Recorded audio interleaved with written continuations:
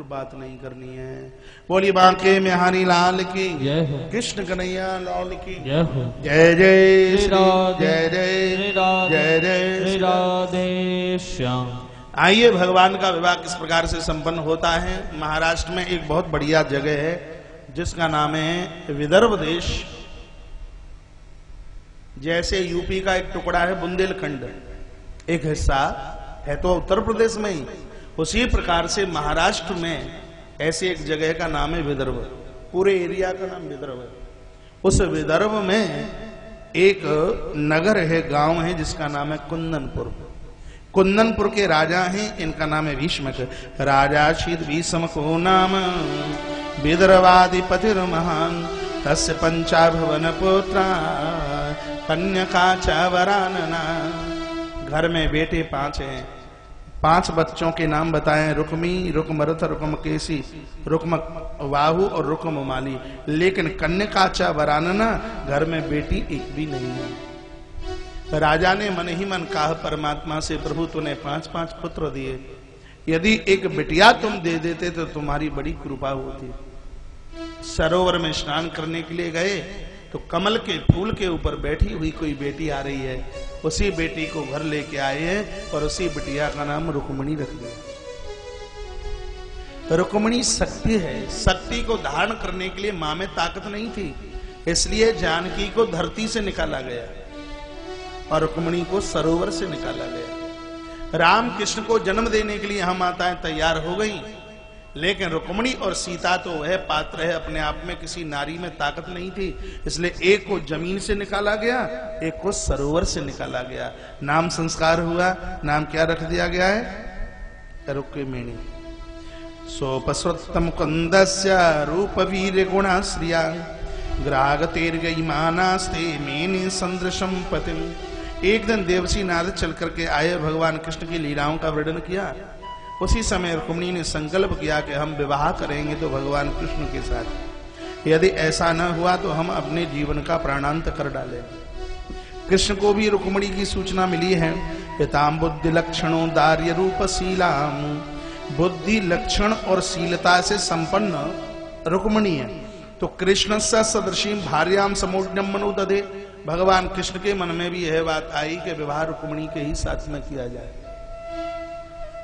समय चलता रहा। जिस समय रुक्मिणी विवाह के योग्य हुई, विवाह के लायक हुई, तो पिता भीष्मक ने अपने बच्चों को कहा, ज्येष्ठ बच्चे को कहा कि अब अपनी बहन के लिए घर वर देख करके आइए। तो रुक्मिणी ने कहा कि मैं अपनी बहन का विवाह शिशुपाल के साथ करना चाहता हूं। घर के लोगों ने विरोध किया। बड़ा बेटा या तो बहुत ही बढ़िया हीरा, या बड़ा बेटा बहुत ही ज्यादा घटिया।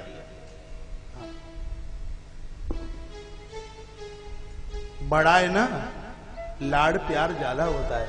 एक बात कहूं कि बड़ों के ऊपर होता है लाड़ पापा का, और छोटों के ऊपर लाड़ प्यार होता है मम्मी का। हाँ, अभी बेचारे बीच वाले कहां जाएं?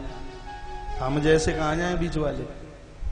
चिंता ना कीजिए, जिसको दुनिया में कोई नहीं पूछता उसके ऊपर लाड़ होता है भगवान का, परमात्मा का। उनके ऊपर पूरी कृपा मेरे भगवान की होती है। रुक्मी पापा का बड़ा लड़ता है, बात मानने को तैयार नहीं, बोलता है शिशुपाल के साथ विवाह होगा। रुक्मिणी रो पड़ी। रुक्मिणी रोती रोती अपनी भाभी के पास आई। रुक्मिणी की भाभी बहुत बढ़िया है। पूरी बात बताई। नारद बाबा के मुंह से जब से सुनाए तब से कृष्ण को हमने पति रूप में वर्ण किया है, क्या करें। रुक्मिणी की भाभी ने कहा भगवान दयालु है, अरे शरण में आए हुए को ठुकराते नहीं, ये वाक्य लिखा है। गोस्वामी तुलसीदास जी महाराज ने भी मानस के सुंदरकांड में यही लिखा, जन्म जन्म का हत्यारा भी भगवान के दरबार में आ जाए, भगवान ठोकर नहीं मारते। बड़ी प्यारी चौपाई है। आइए, गुनगुनाता है पहाड़ भाव के साथ, सावी भाव के साथ बोलेंगे। आज ही तो बुलवा रहा हूं आपसे चौपाइयां, कल से थोड़ी ही बुलवाऊंगा। शरण गई प्रभुता ही न त्यागा, शरण गए प्रभु ताहि न त्यागा।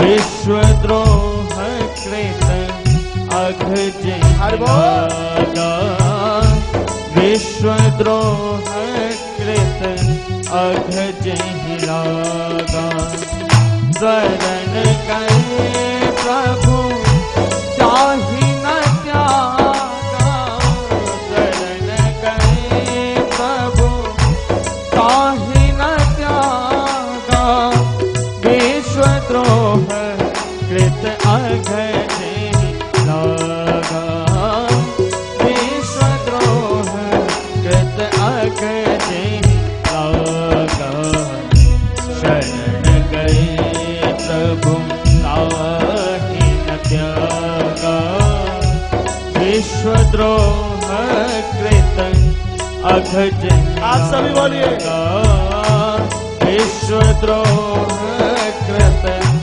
अघ जहि लागा शरण गए प्रभु ताहि न त्यागा शरण गए प्रभु ताहि न त्यागा विश्वद्रोह कृत अघ जहि लागा विश्वद्रोह कृत अघ जहि लागा शरण गए प्रभु ताहि न त्यागा शरण गए प्रभु ताहि न त्यागा विश्वद्रोह कृत अघ जहि लागा।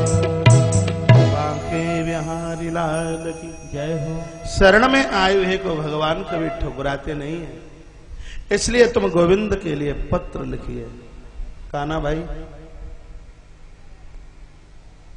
माता रुक्मिणी ने भगवान कृष्ण के लिए एक पत्र लिखा और पत्र में 7 श्लोक लिखे। श्रुत्वा गुडान भुवन सुंदर सन्नितांते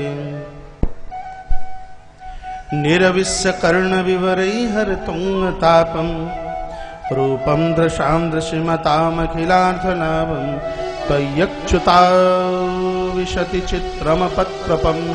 ये पहला श्लोक है, सुनिए। हे भुवन श्याम सुंदर, हे भुवन श्याम सुंदर, जब से हमने तुम्हारा नाम सुना, तुम्हारा नाम कान के दरवाजे से हृदय में प्रवेश किया, तभी से हमारे ताप प्रताप और संताप ये तीनों के तीनों खत्म हो गए। हमने आपके रूप को देखा नहीं है, लेकिन हमने तुम्हारे रूप और गुणों के बारे में सुना है। त्वय्यच्युता विशति चित्रम पत्रपम में, तभी से मेरा मन किसी और को स्वीकार नहीं करता, मेरा मन आपको स्वीकार करता है। भगवान हमारा वर्ण कीजिए। पहला श्लोक है। पांडाल में जितनी भी बेटियां बैठी हैं वे सब सुने उनके मतलब का ये दूसरे नंबर का श्लोक। काका त्वाम कुंदमेति कुलशील रूपा विद्या वैन्द्र विड़धाम विराट तुल्यम वीरापतिम कुलवतीन व्रणीत गण्या कालेन सिंह नरलोक मनो विरामा। कहा कि जो एक विशेष व्यक्ति के पास में 12 चीज होनी चाहिए वो आपके पास है। आपके पास कुल है, शील है, रूप है, विद्या है, योग है आपके पास, लेकिन भगवान इन सब चीजों में से मेरे पास कुछ भी नहीं है। लेकिन फिर भी मैं एक बहुत बड़ा दहेज लेकर आपकी देहली पर आ रही हूं। बेटियां क्या दहेज लेकर के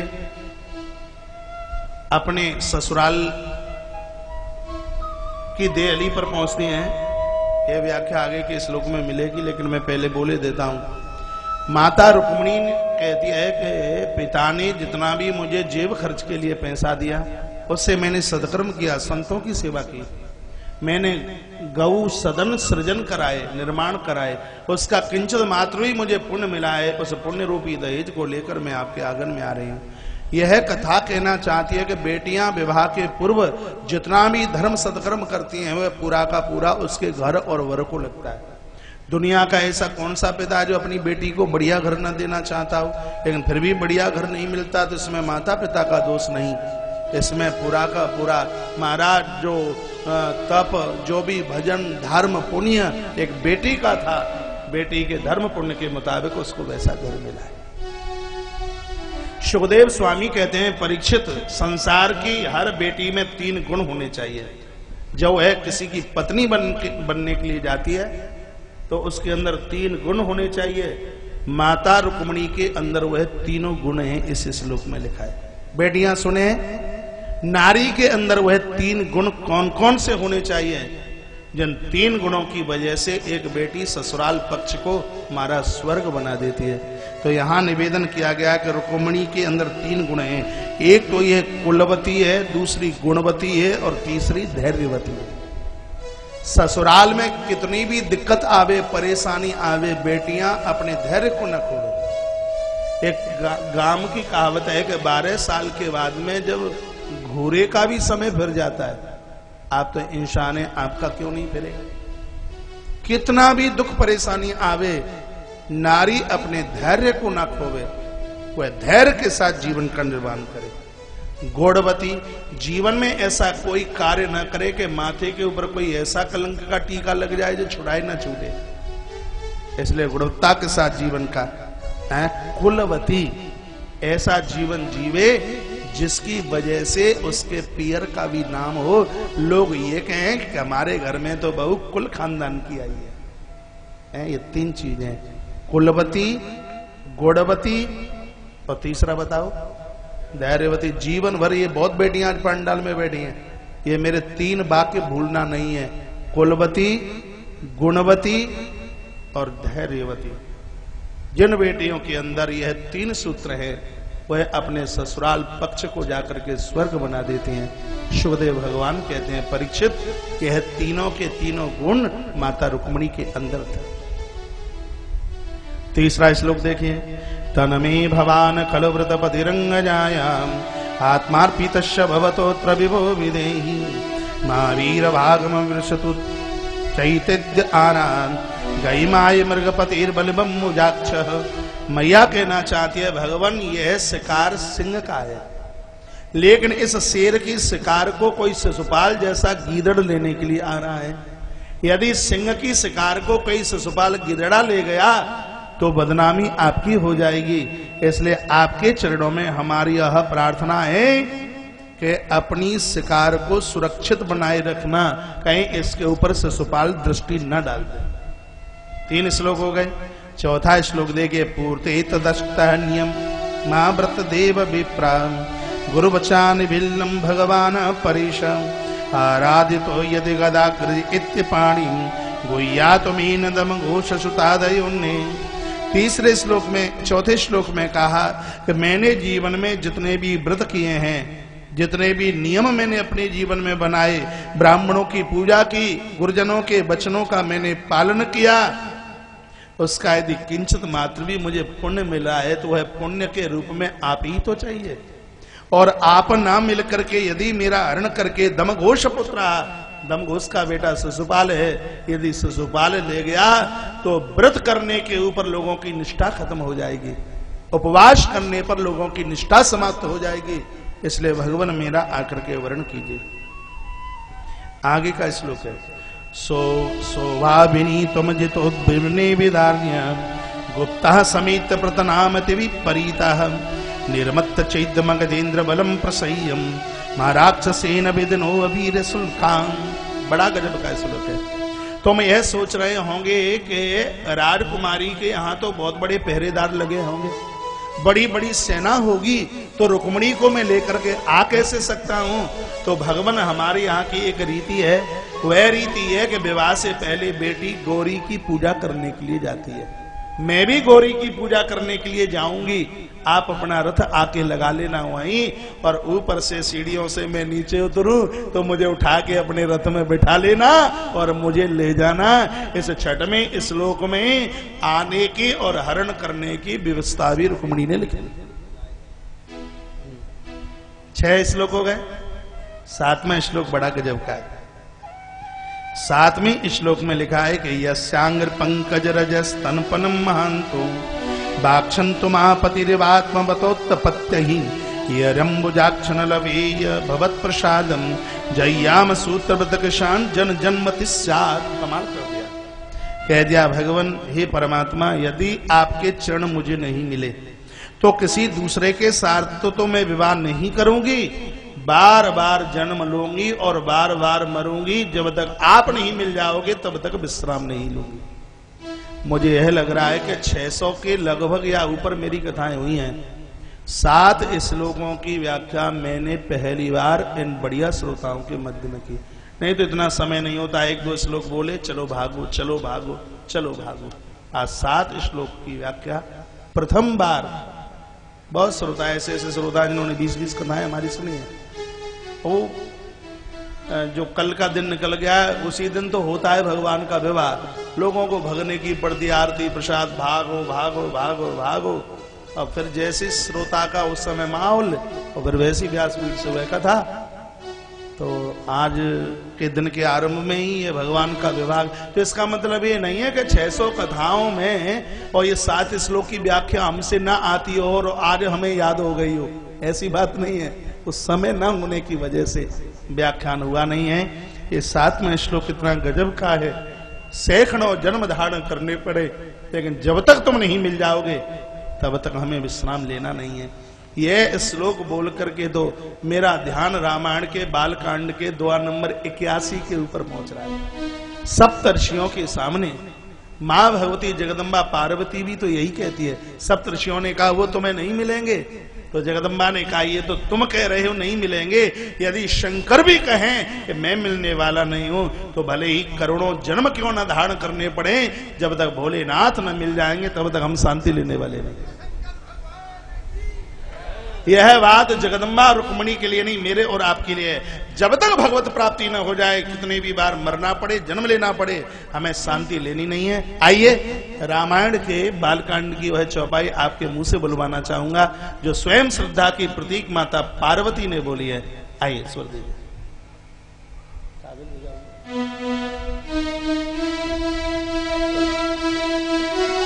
हरि बोल। बहुत प्यारी चौपाई।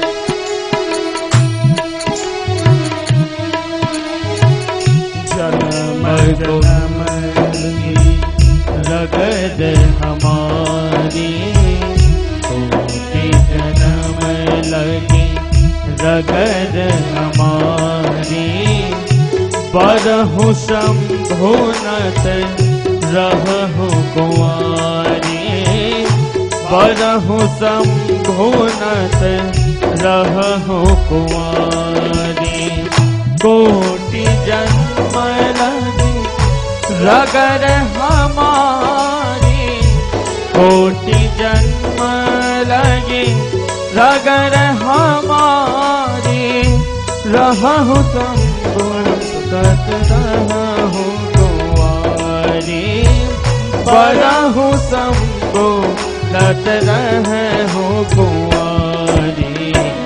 कोटि जन्म लगी रगद हमारी, कोटि जन्म लगी रगद हमारी। बरहु शंभुनत रहु कुंवारी, बरहु शंभुनत एक बार और बोलिए। रहु कुंवारी।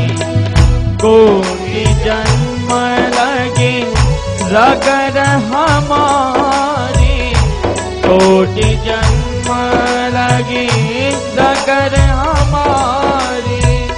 बरहु शंभुनत रहु कुंवारी, बरहु शंभुनत रहु कुंवारी।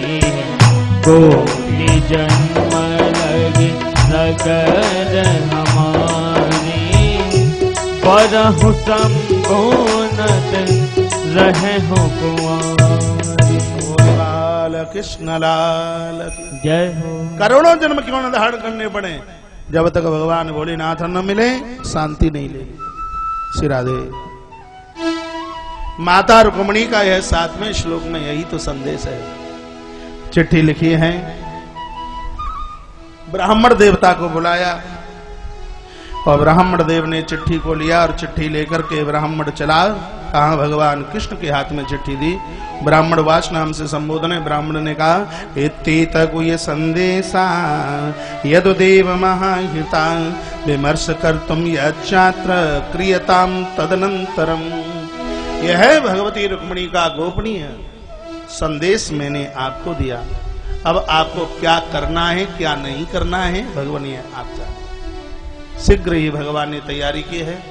अपने दारुक नाम के सारथी को कहा कि मुझे कुंदनपुर जाना है, शीघ्र ही रथ तैयार कीजिए। रथ तैयार किया गया और रथ हवा की तरह बात करता है, कब कुंदनपुर पहुंच गया पता भी न लगा।